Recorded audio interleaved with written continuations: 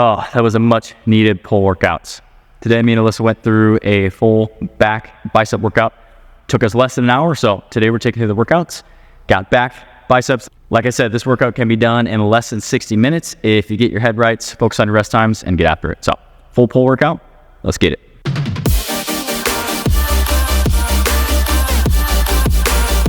All right, so the first thing that we did in this workout was a lat pull down.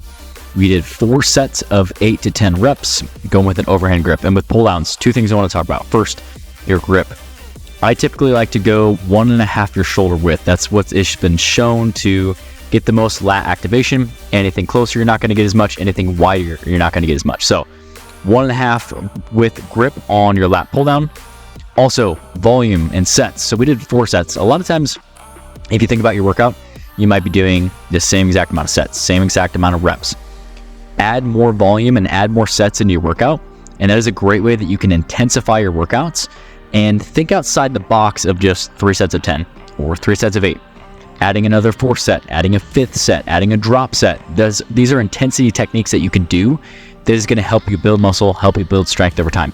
We did, like I said, 4 sets of 8 to 10, build up on each successful set, and then we even did a drop set on that last one. Really just starting off, getting the lats warm, getting them activated, getting them ready to hit them for the rest of the workouts, doing a drop set on that last set.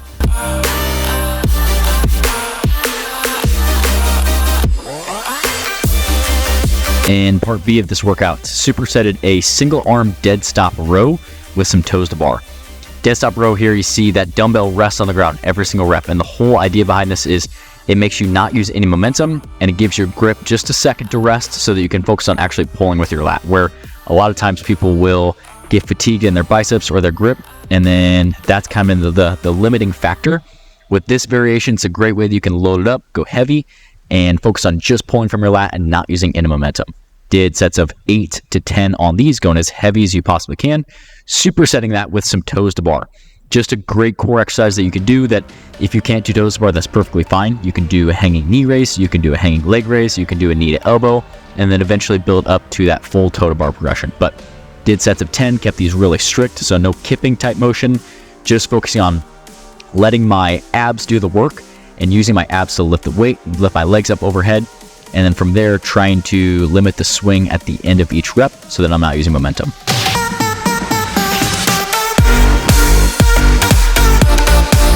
Part C in this workout, this is where things get a little bit spicy. So we did a straight arm pull down with a seated row. Both of these 10 to 12 reps, focusing on hitting muscle failure, and if you don't, up that weight that next round. With straight arm pull downs, where I see people go so wrong is they have a little bend in their arms and their chest is rounded at the end. So if your chest is rounded, it's going to be really hard for you to engage your lats. So at the end of the rep, focus on sticking your chest out, and that little tweak is going to help engage your lats, and it's going to help you stimulate more growth. Also, with your arms, once your arms are in their position, do not bend from your arms. This is not a tricep pushdown. The goal is to focus on just shoulder extension and just working your lats. Like I said, 10 to 12 reps, try and hit muscle failure there on every single set. Supersetting that with a cable row. I really like this wide neutral grip. This is a really good grip where I can focus on squeezing my shoulder blades together. Again, just starting from the lats on every single rep and focusing on just engaging those muscles. 10 to 12 reps. Focus on driving those elbows back, squeeze your shoulder blades together. By end of 3 rounds of this, your lats should be smoked, should be fatigued, and ready to move on to some biceps. So after our back movements, went into biceps. So with this, did some bicep 21s. It has been a long time since I've done these, but this is such a great way to just destroy your biceps, add a new stimulus, and really just stimulate some new growth. So 21s, do not lift heavy on these. Leave your ego at the door. Focus on using your biceps. So you're going to do 7 bottom half reps, 7 top half reps, and then 7 full reps. I use 65 pounds, which for me is not a crazy weight for curls, but by the end of 3 sets of this, I was hitting muscle failure, I was hitting fatigue, and this was a great way to really start the bicep workout off, really get a lot of blood flow. And like I said, it's just a great way to provide a new stimulus. If you're doing 3 sets of 10, or you're doing the same exercise or the same reps, over time, that's not going to help you build muscle. So by adding little things like this into your workouts, it's going to help you keep making progress so that you don't get frustrated and quit, and also that you actually see a return on your investment of time. On the last set of this, I dropped the weight off to the side and I just cranked out I think I did 15 total bicep curls. So just taking it past failure, and that last set in there, drop sets are a really good intensity technique that you can use here and there that is going to help you provide new growth and just a new stimulus. So 3 sets of 21s, drop set on that last set.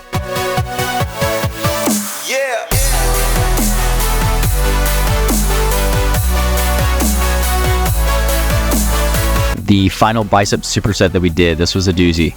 So supersetting preacher curls with a cable hammer curl. I just used a GHD. You can use a bench, you can use whatever you have access to, but the goal is to lock those elbows in, keep your arms in shoulder flexion. And preacher curls are such a good exercise to do that is going to help you create bicep width. So being in shoulder flexion, that's going to focus more on that short head of the bicep, which is going to create more width in your bicep. We're supersetting it with a cable hammer curl. The cable hammer curl is a great variation that you can do that is going to add some width again, is going to work out that brachialis muscle that sits in between the bicep and tricep and just make your arm stick out a little bit more.